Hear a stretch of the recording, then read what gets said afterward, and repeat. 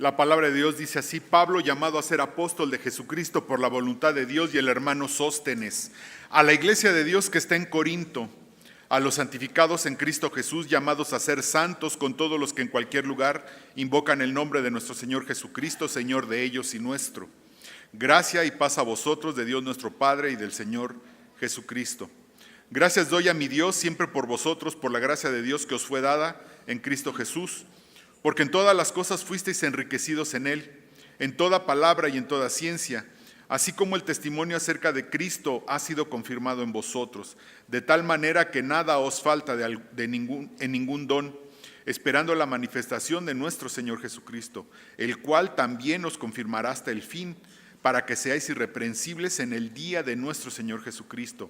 Fiel es Dios, por el cual fuisteis llamados a la comunión con su Hijo, Jesucristo nuestro Señor. Oremos. Padre, te damos infinitas gracias por tu amor, que es tan grande, Señor, que nos has dado tu palabra, y que ahora al abrirla y al estudiarla, Señor, tú obres en nuestros corazones para hacernos sensibles a ella, y que corrijamos, Señor, nuestras acciones, las actitudes de nuestro corazón, los pensamientos de nuestra mente, Señor, y los adecuemos a lo que tú quieres. En el nombre de Cristo Jesús, amén. Hermanos, nada más les recuerdo que para seguir los sermones está el cuaderno de trabajo. Sería bueno que lo tuvieran, hermanos. Ahí veo quién realmente está siguiendo un poco lo que estamos estudiando. Es un cuaderno de trabajo donde está el pasaje, está la Biblia. De un lado anotamos la referencia cruzada y del otro lado el bosquejo o los puntos principales, para que después sigamos estudiando en nuestros hogares o sigamos aprendiendo más acerca de esto.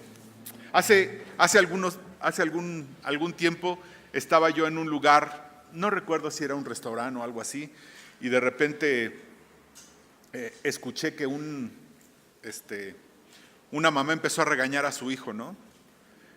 Y empezó a decirle algo que no escuché. Me da la impresión que el niño no hizo caso. Tengo la sensación de que, como los niños modernos, le ha de haber dicho a la mamá: no, pues no voy a hacerlo, no sé. Y entonces la mamá levantó un poco, y entonces empecé a escuchar, ¿no?, que empezó a decirle: eres un desobediente, eres un malcriado, eres y ya la mamá como que se empezó a exaltar. El chamaco peló los ojos, ¿no? Así, tendría como unos 10 años. Y vi que la mamá levantó la mano, dije: ahora sí se lo van a sonar. Nada más apreté duro, dije, para ver a qué hora le caía el trancazo. Y no, ya ahí se calmó la cosa, ¿no? Y mire, hermano, yo estoy de acuerdo en corregir a los hijos, siempre he estado de acuerdo. No soy de los que supongo que a los hijos no se les corrige, o que también así he escuchado, ¿no?, que un niño está dando lata y papi, siéntate, papi. Tampoco. La pregunta es cómo corregimos, porque si algo vamos a ver aquí en Primera de Corintios es cómo se corrige. La manera en que Pablo corrige a la iglesia es algo que debemos de aprender, es algo que a mí me ha enseñado mucho inclusive. Es algo que yo he aprendido, cómo corregir. Puede ser a nuestros hijos, en cualquier circunstancia. Es más, si usted tiene gente a su cargo, usted podríamos aprender cómo corregir a nuestra gente. ¿Cómo dice la palabra de Dios que debemos corregir? Porque es impresionantemente bíblico, obviamente es la Biblia, pero impresionantemente bíblico la manera en que Pablo va a corregir a la iglesia. En el versículo 10 empieza Pablo con la corrección, hablando acerca de las divisiones. Inmediatamente empieza Pablo a corregir, pero primero tiene que establecer algo en el corazón de la iglesia. Hay algo desde la salutación que él tiene que establecer en la iglesia. Pablo, llamado a ser apóstol de Jesucristo por la voluntad de Dios, y el hermano Sóstenes. Pablo primero establece su autoridad. Él no es cualquier persona. Él es apóstol de Jesucristo por la voluntad de Dios. Él establece quién es. Como les dije el sermón pasado, uno de los asuntos que estaba pasando en la iglesia de Corinto es que algunos estaban cuestionando su autoridad. Algunos decían que no era apóstol, algunos decían que no tenía los derechos de un apóstol, algunos decían que abusaba de esos derechos, pero estaban cuestionando en la iglesia a algunas personas de afuera que entraban a la iglesia o de la misma iglesia que estaban cuestionando su autoridad. Y Pablo lo primero que va a establecer es: Pablo, apóstol de Jesucristo por la voluntad de Dios. No es un advenedizo, no es un hermano cualquiera. Él tiene la autoridad para llamarle la atención a la iglesia. Porque además después les dice: si alguien tiene derecho, soy yo, porque soy su padre espiritual. Yo fui el que inicié, les dije allí en Hechos 18, vemos la historia de cómo Pablo levanta la iglesia allí en Corinto. Pero él establece su autoridad, y no la autoridad que él se asumió. ¿La autoridad de quién? Que Dios le puso. Y aquí es, hermanos, una gran enseñanza. Todos tenemos un llamado. Usted no está aquí, usted no crea que está aquí porque pues las circunstancias de la vida, ¿verdad?, lo trajeron aquí a la iglesia y el azar de repente lo puso aquí en un lugar y pues bueno, aquí estoy. No, hermano, aunque no lo crea, usted y yo tenemos un llamado, distinto llamado. Mi llamado es uno, el llamado de usted es otro. Llamado a ser apóstol. Él tenía un llamado a ser apóstol. Hoy ya no hay apóstoles, aunque por ahí algunos se pongan el título de apóstol. Pero él era llamado a ser apóstol. Y hermano, usted y yo tenemos un llamado. Usted y yo tenemos un llamado. Cada uno de nosotros. La pregunta es si usted sabe cuál es su llamado. 1. Y 2, si está respondiendo al llamado que Dios le dio. Dice: a la iglesia de Dios que está en Corinto, a los santificados en Cristo Jesús, llamados a ser santos, con todos los que en cualquier lugar invocan el nombre de nuestro Señor Jesucristo, Señor de ellos y nuestros. Y esta es la primera parte que tenemos que establecer. Pablo establece primero la autoridad que él tiene para escribirles, para hablarles, pero siguiente, él establece quiénes son ellos en Cristo Jesús. Era una iglesia terrible, hermanos. Si hay una iglesia terrible, es la iglesia que estaba allí en Corinto. Había divisiones, como les dije la vez pasada. Había inmoralidad. Uno de los de Corinto estaba durmiendo con la esposa de su papá. Quiero pensar que no era su mamá, pero finalmente era la esposa de su padre. Tenían pleitos, ¿verdad? Se iban a los jueces. Llegaban a la cena del Señor y entonces agarraban el pan y el vino y hasta ponerse ebrios, y entonces hacían muchas cosas. Eran increíblemente carnales nuestros hermanos de ahí de Corinto. Sin embargo, no obstante eso, tenían una posición en Cristo, que esa es la parte que va a establecer Pablo, la posición a la iglesia que está en Corinto, a los santificados en Cristo Jesús. Ah, caray, santificados. Cualquiera de nosotros diría: santificados, pero si estos son el diablo. Es que nuestra posición en Cristo, hermanos, no es por lo que nosotros somos o por lo que nosotros hagamos. Nuestra posición en Cristo es por lo que Cristo hizo en la cruz. Punto. La posición que usted tiene en Cristo, la salvación que usted tiene en Cristo, su imputación de justicia, el hecho de que usted sea su hijo, no es por lo que usted hace, por lo que usted es, por lo que usted ha hecho, por lo que usted ha establecido, por los logros que usted ha tenido. No es por eso, hermano, es por lo que Cristo hizo en la cruz. Su seguridad no es porque usted sea muy inteligente, no es porque usted se porte bien, no es porque usted sea muy lindo cristiano. Su seguridad es por lo que Cristo hizo en la cruz.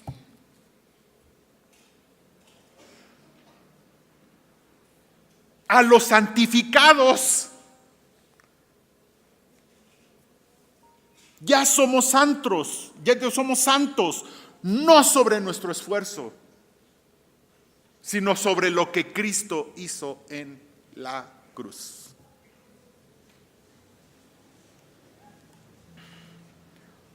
De repente tenemos en nuestra iglesia hermanos con ansiedad, hermanos con depresión,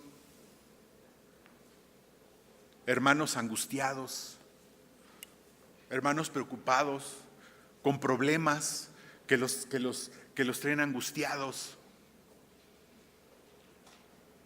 tristes. ¿Sabe por qué, hermano? Porque estamos pensando en nuestra posición de acuerdo a nosotros.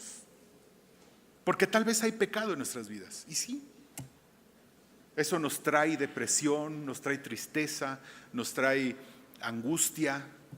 Porque tal vez no hemos hecho lo que deberíamos de hacer. Pero hermano, pídale perdón a Dios, haga las paces con Dios, póngase a cuentas con Dios. Pero su seguridad y su posición en Cristo no es por lo que usted hace. Los corintios, insisto, eran muy carnales, sin embargo su posición en Cristo estaba firme. Firme. Cuando el enemigo le susurre al oído, es que Dios ya no te escucha, es que por lo que hiciste te va a venir un castigo tremendo, es que sí, hermano, tal vez lo que hacemos tiene consecuencias y eso es inevitable. Pero su seguridad y su posición en Cristo no es por lo que usted hace o por lo que usted es por lo que Cristo hizo en la cruz. Y si usted se arrepintió y puso su fe en el Señor Jesucristo, eso, usted ya tiene una posición en Cristo, por lo cual su seguridad, su santificación es por lo que Él hizo en la cruz. Ay, hermano, pero es que este año vienen muchos problemas económicos. Pues sí, los financieros dicen que va a haber algunos problemas, pero es que están haciendo recortes en la oficina. Recortaron el ingreso. Sí, hermano, claro. Sí. Es que mi hijo tiene muchos problemas. Sí, hermano. Todo eso es cierto y no quiero decir que eso no esté pasando, pero nuestra seguridad no es por lo que pasa, hermanos. Nuestra seguridad no es por lo que está sucediendo allá afuera. Nuestra seguridad no es por lo que nosotros podamos hacer. Nuestra seguridad no es si usted trabaja más o trabaja menos. Nuestra seguridad es por nuestra posición en Cristo. Insisto, nuestra desobediencia va a traer consecuencias. Eso no se lo puede evitar, hermano. Eso no se lo puede evitar, pero póngase a cuentas con Dios. Gracia y paz a vosotros, de Dios nuestro Padre y del Señor Jesucristo. Fíjese nada más. Gracia es una palabra que se repite 4 veces en este pasaje. Pablo va a corregir una iglesia muy carnal, con mucha carnalidad. La corrección requiere de mucha gracia. Gracia y paz a vosotros, les dice Pablo. Y esta es una gran enseñanza a la hora de corregir, hermano. Cuando nosotros corregimos, establecemos este tipo de cosas. Si yo voy a corregir a mi hijo, establezco su posición como mi hijo de amor. Establezco la gracia que lo tengo que corregir. Es mi hijo. No puedo dejarlo sin corrección. Pero siquiera yo establezco esta cuestión, establezco la gracia que le tengo que prodigar a él. La gracia es algo inmerecido. La gracia es lo que Cristo ha hecho por nosotros que no merecemos. ¿Usted merecía la salvación? ¿Usted merecía que Cristo muriera en la cruz por usted?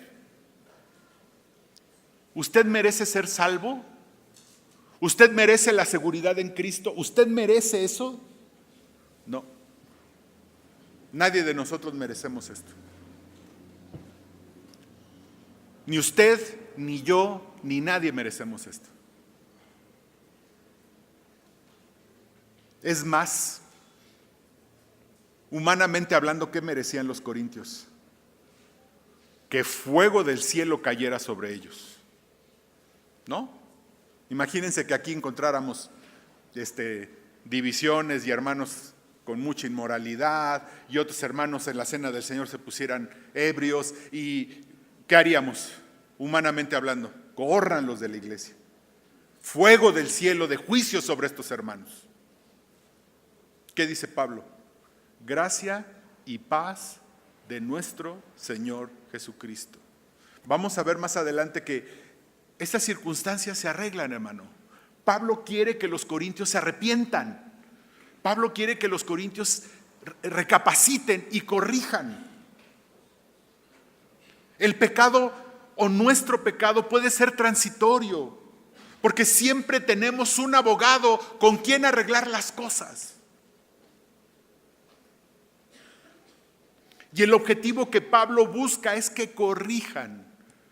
No viene a establecer juicio. Por eso les dice gracia y paz a vosotros.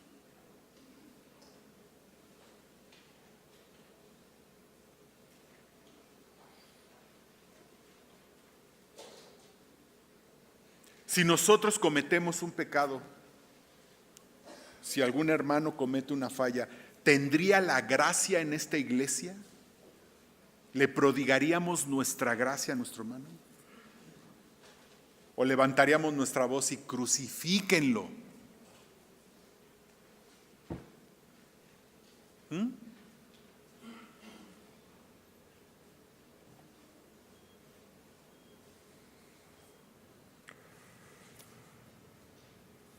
Hasta este versículo 3, Pablo va a establecer su autoridad, la posición de los corintios en Cristo y la gracia que Dios les ha prodigado. Si Dios les ha prodigado esa gracia, por lo tanto ahora Pablo va a prodigar esa gracia, va a actuar de acuerdo a esa gracia.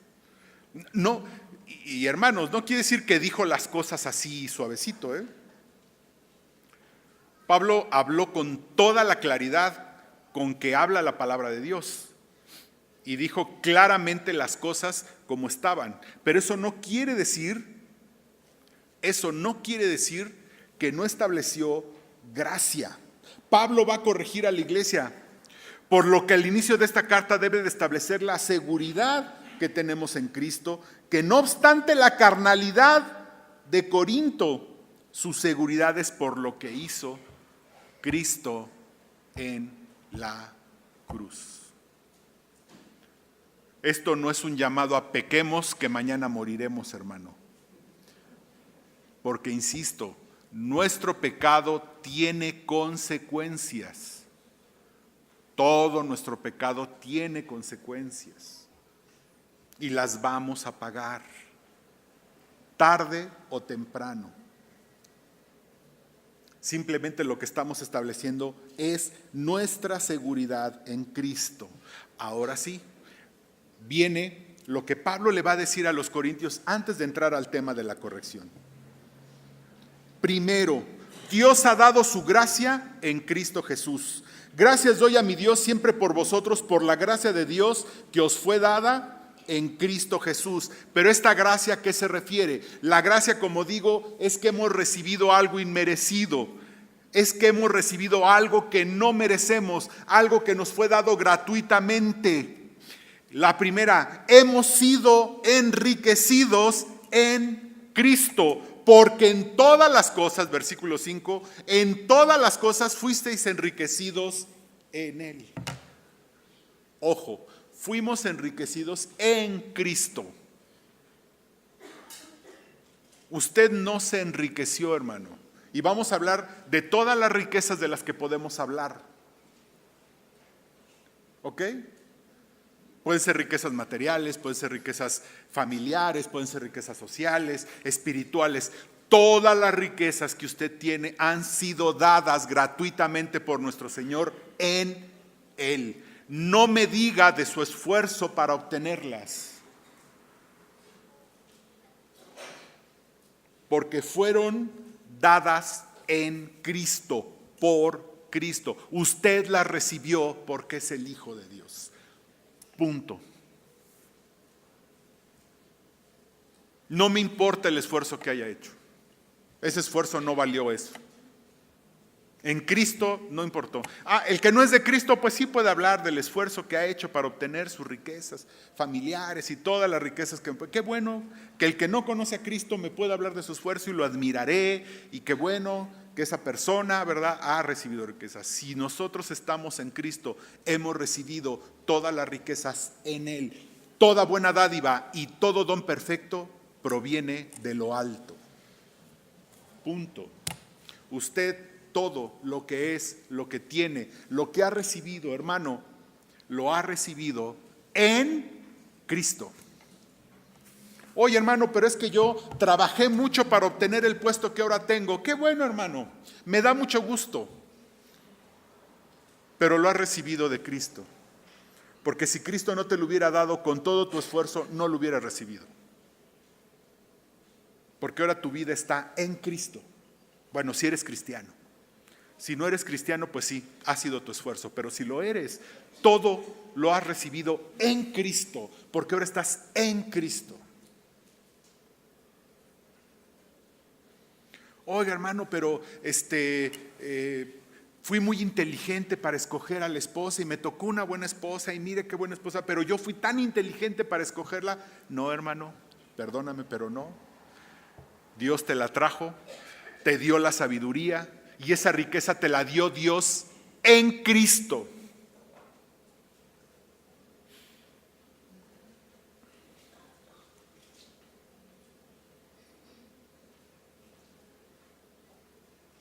Lo que hemos recibido, hermano, todo lo que hemos recibido ha sido en Cristo. Hemos sido enriquecidos en Cristo, en palabra, ¿qué dice? En palabra y ciencia.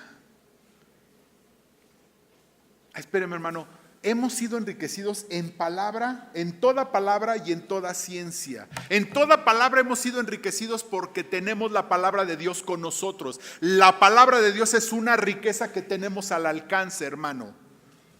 Espero que usted esa riqueza que tiene al alcance la esté aprovechando y no tenga su Biblia empolvándose en un librero. Espero que usted tome su Biblia todos los días y ese tesoro que Dios le dio, que Dios me dio, que Dios nos dio a nosotros, lo estemos aprovechando todos los días, en toda palabra y en toda ciencia. Es un tesoro y una gran riqueza la que usted tiene en la palabra de Dios y en toda ciencia. Si nosotros vemos la primera mención de ciencia, resulta que la primera mención de ciencia es el árbol de la ciencia del bien y del mal, en donde podemos intuir o deducir que la ciencia, cuando habla la Biblia de ciencia, habla de la sabiduría para distinguir el bien del mal. Entonces hemos sido enriquecidos con la sabiduría, hermano, para distinguir lo correcto de lo incorrecto, lo bueno de lo malo, lo que es de Dios de lo que no es de Dios. Y todos tenemos esa riqueza de poder distinguirlo. Otra cosa es, como dicen en mi pueblo, que nos hagamos guajes, ¿verdad? Hijo, hermano, sí, creo que esto es incorrecto, pero híjole, es que tal vez a mí, ¿verdad?, me vaya bien si lo hago. No, hermano, Dios no se equivoca. Perdóname, hermano, pero Dios no se equivoca. Lo que es incorrecto y trae consecuencias, punto. Pero Dios te ha dado la sabiduría para distinguirlo. Has recibido toda la sabiduría para distinguir lo correcto de lo incorrecto.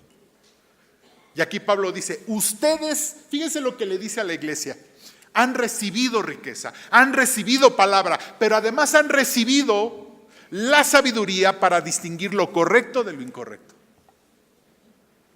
¿Qué le estaba diciendo a los corintios? No se hagan guajes, bien saben lo que es correcto y lo que no es correcto.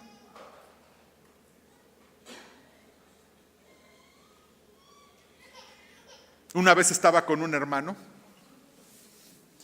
y me dice, no hermano, es que me voy a ir de la iglesia, de su iglesia, es un hermano de otra iglesia, me voy a ir de la iglesia porque hay una hermana que tiene algo contra mí, ¿verdad? Y yo ya no quiero ser tropiezo. Estaba muy piadosa mi hermana, muy piadosa, y yo ya no quiero ser tropiezo, entonces yo creo que me tengo que ir de la iglesia. Y estaba su esposo, ¿no? Y entonces su esposo me dice, ¿cómo ves, hermano? ¿Qué le dirías? Y le dije, oiga, hermana, nada más le voy a hacer una pregunta rápida. Si usted le pidiera ese consejo al Señor Jesucristo, ¿qué cree que le diría el Señor Jesucristo? Me peló los ojos así, ¿no? Porque lo sabe. Ay, hermano, pues no sé qué me diría el Señor. No, digo así, nada más vamos a pensarlo, ¿no? ¿Qué cree que le diría? Y me dice, no, pues yo creo que me diría que fuera a arreglar las cosas con mi hermana y me pusiera de acuerdo y nos pidiéramos perdón. ¿Y usted cree que el Señor le diría, sí, vete de la iglesia para que no seas tropiezo de...? No, yo creo que el Señor me diría, ahí está, hermana, entonces ya está su respuesta. Rápido, ¿no? ¿Por qué? Porque nosotros tenemos esa sabiduría para distinguir lo correcto de lo incorrecto. Tenemos el testimonio de Cristo confirmado en nosotros, así como el testimonio acerca de Cristo ha sido confirmado en vosotros. ¿Cómo? ¿Cómo se ha confirmado el testimonio de Cristo en nosotros? Con los dones espirituales. De tal manera que nada os falta en ningún don. Hermano, ¿qué más testimonio de que Cristo está en nosotros? Obviamente, como dice Juan, el amor entre nosotros le dice al mundo que somos sus discípulos. El amor entre nosotros. Pero el testimonio de que Cristo está en nosotros son que Él nos ha dado ¿qué? Los dones espirituales. Y vamos a aprender porque 1 Corintios habla mucho acerca de los dones. Dos cosas acerca de los dones. A la iglesia no le faltan dones. Ninguno. Tenemos todos los dones que necesitamos para trabajar y para llevar adelante la obra de Dios. Todos los que necesitamos. Por eso cuando usted me dice, ya me voy, porque hizo su berrinche, hermano, qué tristeza. Pero Dios seguramente suplirá esos dones que usted se lleva. No es la voluntad de Dios bajo ninguna circunstancia que usted agarre sus canicas y se vaya. Nunca va a ser la voluntad de Dios. A menos que Él lo haya movido de ciudad, bueno, ok, está bien. Pero nunca que usted haga un berrinche. Ay, no, es que tal hermano me vio feo, es que tal hermano, es que no sé qué, es que ya me voy.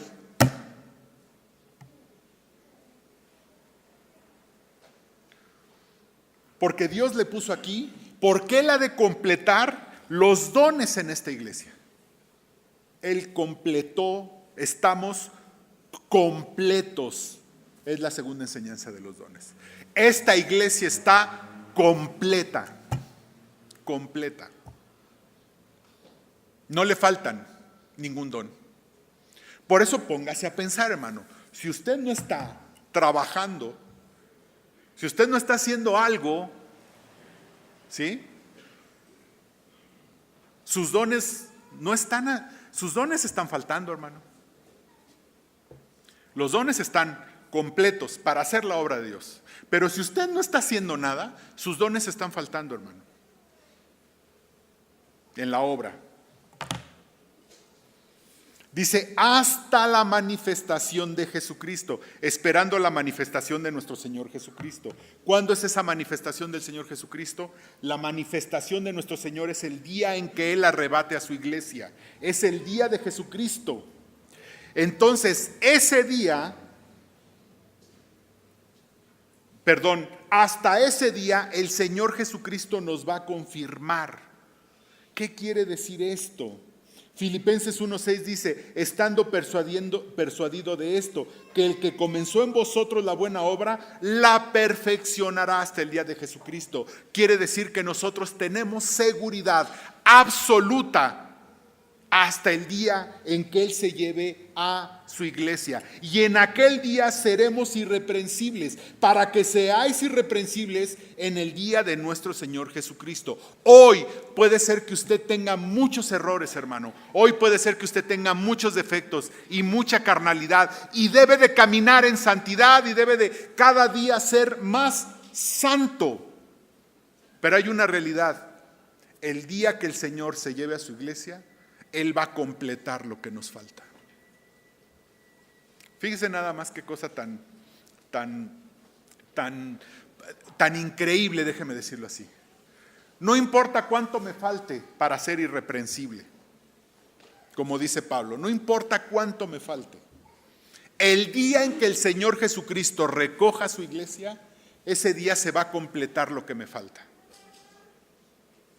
Voy a estar completo. No me voy a quedar en este estado de imperfección en el que estoy actualmente. Hoy no soy perfecto. El hombre más santo sobre la tierra es pecador, tiene pecado. No hay justo ni aun uno, no hay quien entienda. Y Pablo le está diciendo a los corintios esta promesa tan hermosa. Hey, corintios, sé que ustedes son bien carnales, sé que hay mucha carnalidad en vosotros. Pero la esperanza, hermanos, es que el día que el Señor se manifieste, el día que el Señor venga por su iglesia, ese día se va a completar lo que nos falta para ser irreprensibles.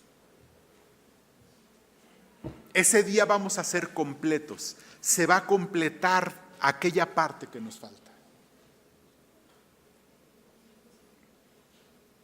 Yo no sé usted, hermano, pero esta promesa me da mucha esperanza.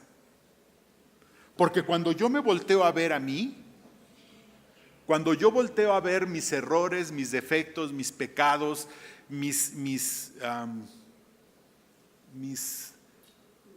todos los defectos que yo tengo, puedo desanimarme y decir, pero ¿cuándo? Sí, sé que he avanzado, sé que he caminado, sé que he corregido algunas cosas, pero ¿cuánto me falta? Pero la esperanza es que un día que venga el Señor va a completar lo que me falta. Pero además es otra esperanza para ver a los hermanos. Yo puedo ver un hermano con muchos errores, con muchos defectos, con pecados, de lo que yo veo, pero saber que un día el Señor Jesucristo va a completar lo que le falta a mi hermano. Y entonces todos seremos irreprensibles.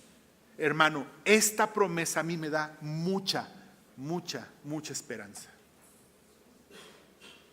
Quiere decir que aquí no voy a ver la perfección y no la espero, ni de mí ni de ustedes. No la espero, hermanos. Sí espero que crezcan, sí espero que crezcamos, sí espero que avancemos, sí espero que cada día seamos más santos. Pero no espero la perfección de ustedes. No la espero. No la espero de mí. No la espero de mí. Y fíjense cómo Pablo le está diciendo esto a los corintios. Los va a corregir, pero tiene que establecer esperanza en ellos. Tiene que establecer una esperanza. Hemos sido llamados a la comunión con Jesucristo. Y con esto quiero terminar. Fiel es Dios por el cual fuisteis llamados a la comunión con su Hijo Jesucristo nuestro Señor. Hermano, no importa cuán carnal es usted, fuimos llamados a estar en comunión con nuestro Señor Jesucristo. Para esa comunión necesitamos estar a cuentas, hermano. Por eso les digo, esto no es un llamado a comamos y bebamos que mañana moriremos. No, hermano, no me malentienda. cualquiera de nosotros tenemos un llamado a tener comunión con el Señor Jesucristo. Mi comunión no es mayor que las de ustedes. ¿Se acuerdan de los nicolaitas? Que piensan que el pastor o el maestro tiene algo especial que no tiene el resto de las personas. El vulgo no es el clero, y entonces el vulgo no tiene, ese clero tiene algo especial que no tienen los demás. Bueno, pues esto es algo que nos dice, no somos nicolaitas, hermanos. Todos y cada uno de nosotros tenemos un llamado a tener comunión con el Señor Jesucristo, y yo no puedo tener mayor que ustedes ese llamado. Puede ser que yo sí tenga y ustedes no tengan, o alguien no lo tenga por su pecado, pero todos tenemos el mismo acceso a la comunión con nuestro Señor Jesucristo. El Señor Jesús me oye a mí igual que a usted. Hay quien dice, oiga pastor, ore por mí porque usted está más cerca del Señor. Cuando me dicen eso, hermano, quiero agarrar a golpes a ese hermano. Pero así en la cabeza y decirle, hermano, entiende, yo no estoy más cerca del Señor. Yo no tengo algo especial que tú no tienes. Tú y yo tenemos la misma comunión con nuestro Señor. Te escucha a ti y me escucha a mí de la misma forma. ¿Por qué? Porque no es por lo que haga, no es por lo que sea, es por nuestra posición en Cristo. Es por lo que Cristo hizo en la cruz. Oremos, hermanos. Padre, te damos infinitas gracias. Gracias, Padre, porque tenemos esa seguridad, Señor. Tenemos esa absoluta seguridad, Señor, no por lo que yo sea. Gracias a ti, Señor, porque por lo que yo soy merezco un infierno. Pero es por lo que tú hiciste en la cruz, Señor. Y te doy infinitas gracias.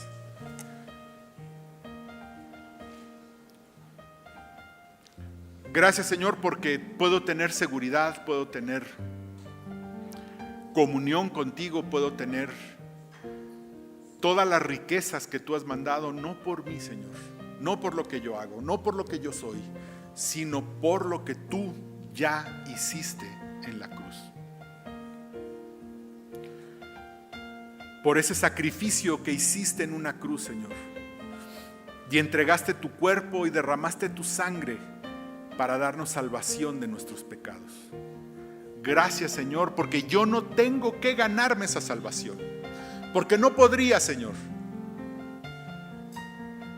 pero tú sí lo hiciste, y por ti, como un regalo inmerecido, Señor, lo tengo ahora. Y te doy infinitas gracias. Y así mientras oramos, si tú no has recibido esta salvación tan grande del Señor, si todavía tu posición no es en Cristo, déjame decirte, el pecado es lo que te ha separado del Señor. El pecado es lo que te ha separado del Señor. Y todos somos pecadores, nadie estamos exentos del pecado. Y este pecado nos lleva al infierno. Pero como una gracia, un regalo inmerecido, Cristo murió en una cruz por nuestros pecados. Cristo murió en nuestro lugar para salvación de nuestros pecados. Él pagó en una cruz el precio que debimos de pagar nosotros.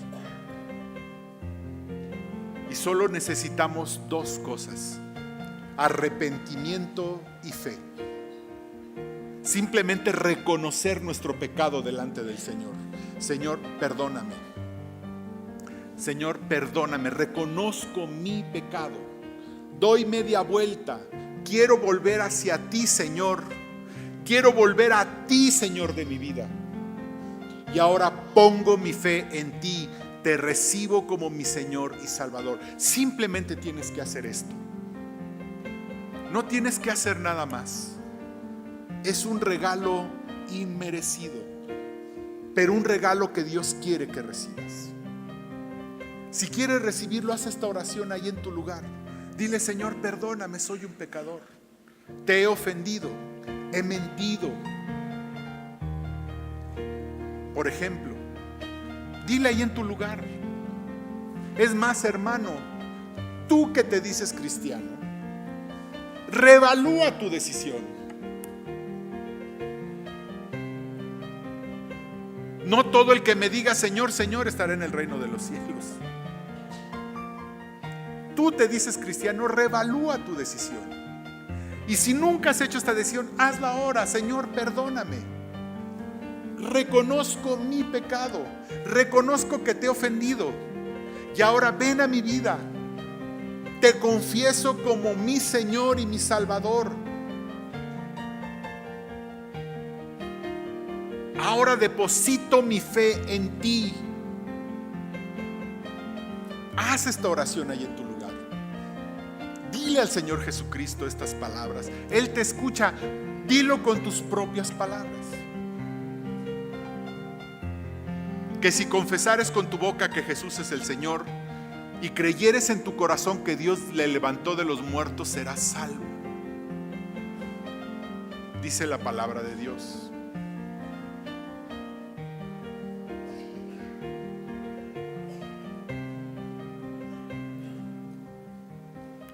Si alguien hizo esta oración, levante su mano. Quiero orar por usted. Si alguien aquí hizo esa oración, Dios te bendiga. ¿Alguien más? Dios le bendiga. Dios le bendiga. Pase aquí al frente. Quiero orar por usted. Quiero orar por usted. No tengas temor. Cristo no temió morir en una cruz. Si alguien más levantó su mano, venga aquí al frente. ¿Alguien más? Quiero orar por usted. Padre Celestial, te damos gracias por esta persona quien ahora es nuestro hermano, Señor. Yo te pido que tú confirmes esta decisión de seguirte, Señor. Que tú sostengas esta decisión de seguirte, Señor. Y que, Padre, como iglesia seamos una familia que cuida a este nuevo miembro de la fe, Padre. Gracias, Señor, por el infinito amor que nos has tenido. En el nombre de Cristo Jesús. Amén.